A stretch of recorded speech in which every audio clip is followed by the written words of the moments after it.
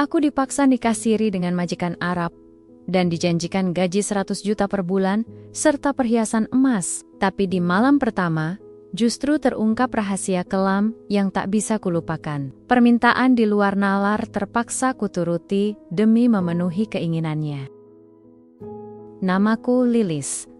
Aku lahir di sebuah desa kecil di Garut, Jawa Barat. Tempat matahari selalu bersinar terik dan angin bertiup kencang membawa aroma tanah basah setelah hujan. Dulu, aku adalah gadis biasa dengan mimpi-mimpi sederhana, ingin melihat dunia luar, ingin membantu keluarga keluar dari jeratan kemiskinan, dan mungkin menemukan cinta yang bisa membuat hidupku lebih berarti. Tapi sekarang, aku hanya seorang perempuan yang mencoba bertahan hidup di negeri asing, jauh dari rumah, dengan beban yang tak pernah kubayangkan akan kubawa. Semua ini dimulai 6 bulan lalu. Ketika aku memutuskan untuk menjadi TKW, agen tenaga kerja itu datang ke desa kami. Seperti pahlawan penyelamat, mereka menjanjikan pekerjaan layak di Arab Saudi, gaji besar, dan kehidupan yang lebih baik. Kamu bisa mengubah nasibmu, katanya padaku saat pertemuan pertama di balai desa. Ia tersenyum lebar, matanya berkilat penuh keyakinan. Aku percaya pada kata-katanya. Bagaimana tidak, saat itu, keluargaku sedang kesulitan. Ayah sakit-sakitan, adik-adik masih sekolah, dan ibu harus bekerja keras sebagai buruh cuci. Aku merasa menjadi satu-satunya harapan. Aku ingat hari-hari terakhir di rumah. Ibu menangis, tapi ia juga tersenyum. Pergilah nak, cari rezeki. Kami menunggumu pulang dengan cerita bahagia. Kata-kata itu terus terngiang di telingaku, bahkan sampai sekarang. Meskipun aku tahu, cerita bahagia yang kuharapkan mungkin takkan pernah datang. Penerbangan pertamaku ke Arab Saudi adalah pengalaman yang campur aduk. Di pesawat, aku duduk di antara wanita-wanita lain yang juga menuju kehidupan baru. Ada yang tertawa riang, ada yang diam saja dengan wajah murung, dan ada yang sesekali menyeka air mata. Aku sendiri mencoba tetap tegar, berusaha meyakinkan diriku bahwa semua ini akan baik-baik saja. Tapi begitu sampai di Bandara Riyadh, semuanya langsung berubah. Suasana panas menyengat menyambutku, seolah-olah pasir-pasir di bumi ini ingin mengingatkan betapa asingnya aku di sini. Aku dipisahkan dari rombongan lainnya dan dijemput oleh seorang pria paruh baya bernama Pak Ahmad, utusan keluarga majikanku. Ia dingin, jarang bicara, dan hanya memberi instruksi singkat. Ikuti aku. Perjalanan menuju rumah majikanku terasa sangat panjang. Jalanan luas dan kosong, hanya ada beberapa mobil yang melaju cepat di sisi jalan. Bangunan-bangunan tinggi tampak megah, namun entah kenapa terlihat begitu sunyi. Ketika akhirnya kami tiba, majikanku seorang wanita tua bernama Nyonya Salma langsung menyambutku dengan tatapan tajam. Mulai besok, kamu bekerja? Katanya tanpa basa-basi. Suaranya dingin, menusuk, dan tak meninggalkan ruang untuk protes. Hari-hari pertama di sini benar-benar berat. Aku bangun sebelum fajar, membersihkan rumah yang luasnya melebihi apa yang bisa kubayangkan, mencuci pakaian dalam jumlah banyak, bahkan memasak untuk keluarga besar yang kadang-kadang tak pernah menyapaku sama sekali. Tubuhku lelah, pikiranku kosong, dan hatiku mulai dipenuhi rasa rindu yang tak tertahankan pada keluarga. Namun, ada satu hal yang membuatku penasaran. Di tengah-tengah rutinitas yang melelahkan ini, aku sering melihat seorang pria muda yang tampan dan elegan. Sepupu majikanku, bernama Khalid. Ia datang sesekali ke rumah, selalu mengenakan jubah putih bersih, dan senyum ramah yang sulit dilupakan. Awalnya, aku mengabaikan kehadirannya, tapi lama-lama, ia mulai mendekatiku, berbicara denganku secara diam-diam, dan menawarkan hal-hal yang terdengar terlalu indah untuk menjadi kenyataan. Dan sejak saat itulah, segalanya mulai berubah. Aku tak tahu apakah ini awal dari harapan baru, atau malah awal dari mimpi buruk terbesarku. Hari pertama di rumah majikan adalah hari yang paling melelahkan dalam hidupku. Nyonya Salma, majikanku, ternyata bukan wanita tua yang lemah, seperti yang kulihat saat pertama kali bertemu. Ia memiliki suara yang tajam dan tatapan mata yang bisa membuat siapapun merasa kecil. Dengan satu oba-oba saja, ia bisa mengatur seluruh anggota keluarga besarnya dan aku, tentu saja, termasuk dalam daftar orang-orang yang harus patuh tanpa syarat. Bangun, serunya keras pada pagi pertamaku. Aku terlonjak dari kasur tipis di sudut kamar kecil yang menjadi tempat tidurku. Ruangan itu sempit, hanya cukup untuk sebuah kasur lipat dan lemari plastik yang berderit setiap kali dibuka. Ada jendela, hanya pintu kayu yang rapuh sebagai akses keluar. Udara di sana pengap, berbeda sekali dengan angin sejuk desaku. Aku bergegas keluar, menemukan Nyonya Salma sudah duduk di ruang makan besar bersama keluarganya. Meja panjang itu dipenuhi hidangan roti panas, kurma segar, dan teh manis yang harum. Namun, tidak ada secuil pun dari semua itu yang ditujukan untukku. Aku hanya mendapat sepiring nasi basi dan segelas air putih dingin yang disodorkan oleh salah satu pembantu laki-laki mereka. Aku tak mengeluh. Bagiku, ini sudah lebih baik daripada apa yang biasa kami makan di rumah. Setelah sarapan, pekerjaan dimulai. Nyonya Salma memberiku daftar tugas yang rasanya tak akan selesai, meski aku bekerja seharian tanpa henti. Lantai marmer yang luasnya seperti lapangan bola, selesai. Mencuci baju untuk seluruh keluarga besar, termasuk handuk-handuk tebal yang sulit kering, selesai juga. Memasak makanan sesuai selera mereka.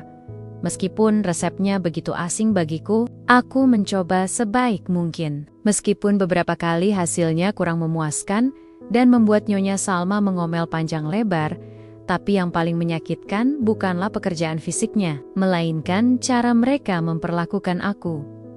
Di mata mereka, aku bukan manusia. Aku hanyalah alat sebuah mesin cuci berjalan, sapu hidup, atau panci yang bisa dipanaskan kapanpun mereka butuhkan. Kadang-kadang, anak-anak majikan, terutama gadis remaja bernama Amira, akan mengejekku dalam bahasa Arab yang tak kupahami sepenuhnya. Aku hanya bisa tersenyum kaku, pura-pura tak mendengar, meskipun hatiku perih.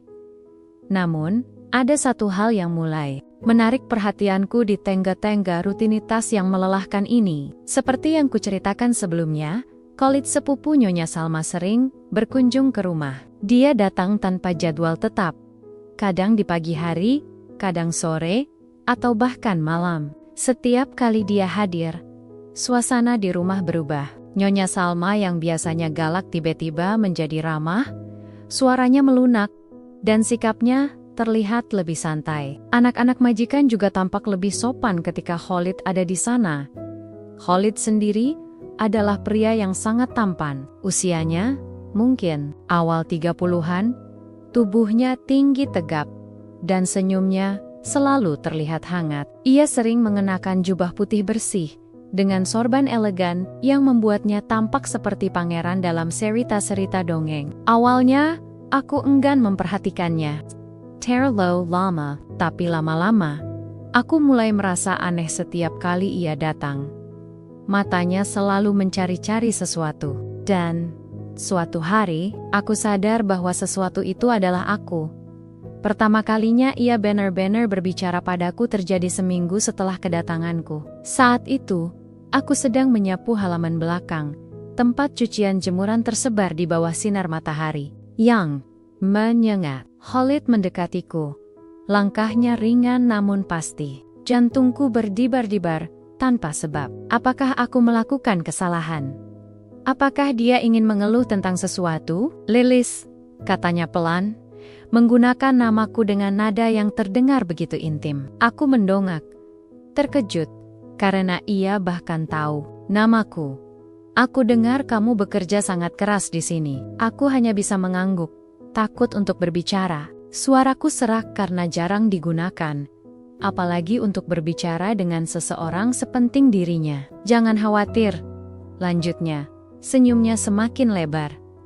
Aku tahu, kamu pasti merasa lelah, tapi percayalah, semua ini akan berakhir dengan baik untukmu. Aku tak mengerti maksud ucapannya waktu itu. Kata-katanya terdengar ambigu, tapi ada sesuatu dalam nadanya yang membuatku merasa aman. Entah kenapa, meskipun aku baru mengenalnya, aku mulai merasa bahwa Khalid mungkin adalah jawaban atas semua penderitaanku. Mungkin dialah harapan baru yang aku cari-cari sejak meninggalkan Garut. Namun, aku tak tahu bahwa di balik senyuman manisnya, ada rahasia gelap yang akan mengubah hidupku selamanya. Hari-hari berikutnya, Khalid semakin sering datang ke rumah majikan. Kadang-kadang ia hanya duduk di ruang tamu bersama Nyonya Salma, membicarakan hal-hal yang tak kupahami. Tapi lebih sering, ia menemukan cara untuk menghampiriku, baik itu saat aku sedang mencuci piring di dapur, menyapu halaman belakang, atau bahkan saat aku membawa keranjang cucian menuju jemuran. Setiap kali bertemu, ia selalu tersenyum dan menyapa dengan ramah, seolah-olah aku bukan sekadar pembantu yang bekerja di rumahnya. Aku mulai merasa aneh. Di satu sisi, perhatiannya padaku membuatku merasa istimewa, sesuatu yang jarang kurasakan selama berada di Arab Saudi ini. Tapi di sisi lain, ada rasa was-was yang terus menghantui. Apakah ini normal? Apakah Khalid benar-benar tulus? Atau ada maksud tersembunyi di balik semua ini? Suatu sore, saat aku sedang membersihkan lantai marmer di ruang tamu, Khalid masuk tanpa diduga. Aku langsung berdiri tegak, menjauhkan sapu dari tanganku, dan menundukkan kepala sebagai bentuk hormat. Namun, Khalid hanya tertawa kecil, suaranya lembut seperti angin musim semi. "Kenapa begitu formal, Lilis?" katanya. Langkahnya mendekat, hingga jarak antara kami hanya beberapa sentimeter. "Kita bisa bicara santai, kan?" Aku ragu-ragu, tapi akhirnya mengangguk pelan. Jantungku berdebar keras, entah karena gugup atau karena sesuatu yang lain. Khalid menarik kursi dari meja kecil di sudut ruangan dan mengisyaratkanku untuk duduk. Aku sempat ragu, tapi kemudian melihat matanya yang penuh keyakinan. Akhirnya, aku duduk juga, meskipun postur tubuhku tetap tegang. "Lilis," katanya setelah beberapa saat diam, "aku ingin bicara tentang masa depanmu." Mendengar kata masa depan, aku langsung terperangah. Selama ini, aku hanya memikirkan bagaimana caranya bertahan hidup hari demi hari. Masa depan, itu adalah konsep yang terlalu jauh untuk dipertimbangkan dalam situasiku sekarang. "Aku tahu betapa sulitnya hidupmu di sini," lanjut Khalid. Nada suaranya semakin lembut namun mantap. "Aku melihatmu bekerja keras setiap hari, tanpa penghargaan yang layak. Kamu pantas mendapatkan lebih dari ini, Lilis. Kamu pantas memiliki kehidupan yang lebih baik." Aku tak bisa berkata apa-apa. Kata-katanya terdengar begitu manis, seperti madu yang mengalir di telingaku. Tapi pikiranku masih penuh pertanyaan. Apa maksudnya? Apa yang dia inginkan dariku? Khalid melanjutkan. "Aku bisa memberikanmu kehidupan yang kamu impikan. Gaji bulanan 100 juta rupiah, perhiasan emas, dan kebebasan dari pekerjaan keras seperti ini. Kamu tidak perlu lagi menjadi pembantu. Kamu bisa hidup layak, dengan segala kebutuhan terpenuhi." Dek. Jantungku berdetak lebih cepat. Angka 100 juta rupiah terngiang-ngiang di kepalaku. Bayangkan saja, uang sebanyak itu bisa mengubah hidup keluargaku sepenuhnya. Ayah bisa mendapatkan pengobatan yang layak. Adik-adik bisa melanjutkan sekolah. Dan ibu tak perlu lagi bekerja keras sebagai buruh cuci. Semua kesulitan yang kami alami selama ini bisa hilang seketika. Tapi, apa syaratnya? Tanyaku akhirnya. Suaraku gemetar. Aku tahu bahwa tidak ada yang gratis di dunia ini. Jika Khalid menawarkan sesuatu sebesar ini, pasti ada harga yang harus dibayar. Khalid tersenyum tipis, seolah-olah sudah menunggu pertanyaan itu muncul dari bibirku. "Syaratnya sederhana," katanya. "Kamu harus menikah siri denganku." Aku terdiam. Dunia seolah berhenti berputar sesaat. Menikah siri dengan Khalid, pikiranku langsung dipenuhi oleh bayangan-bayangan yang saling bertentangan. Di satu sisi, ini adalah kesempatan emas, kesempatan untuk keluar dari penderitaan ini dan memberikan kehidupan yang lebih baik bagi keluargaku. Tapi di sisi lain, ini terasa begitu asing, begitu berisiko. Aku bahkan tak tahu banyak tentang Khalid kecuali fakta bahwa ia tampan, kaya, dan tampaknya sangat peduli padaku. Kenapa harus nikah siri? Tanyaku hati-hati. Mencoba menyembunyikan kebingunganku. Khalid menjelaskan dengan sabar, ini hanya formalitas kecil. Lilis, nikah siri akan memberikan status legalitas pada hubungan kita. Tanpa ribet dan tanpa orang lain tahu, kamu tetap bisa tinggal di sini. Tapi sebagai istriku, bukan sebagai pembantu. Kamu akan mendapatkan segalanya yang kujanjikan. Tanpa syarat tambahan. Aku masih ragu. Ada sesuatu yang tak terucapkan dalam nada suaranya. Sesuatu yang membuatku merasa tidak nyaman. Tapi ketika bayangan keluargaku muncul di benakku, ayah yang sakit, ibu yang letih, dan adik-adik yang butuh biaya sekolah, rasa ragu itu mulai memudar. Apa pilihan lain yang aku miliki? Jika aku menolak, aku tetap harus bekerja sebagai pembantu. Menderita setiap hari tanpa harapan untuk pulang dalam waktu dekat. Akhirnya, setelah berpikir panjang, aku mengangguk pelan. Baiklah, kataku. Suaraku hampir tak terdengar. Aku setuju. Khalid tersenyum lebar, matanya berkilau penuh kemenangan. Ia meraih tanganku,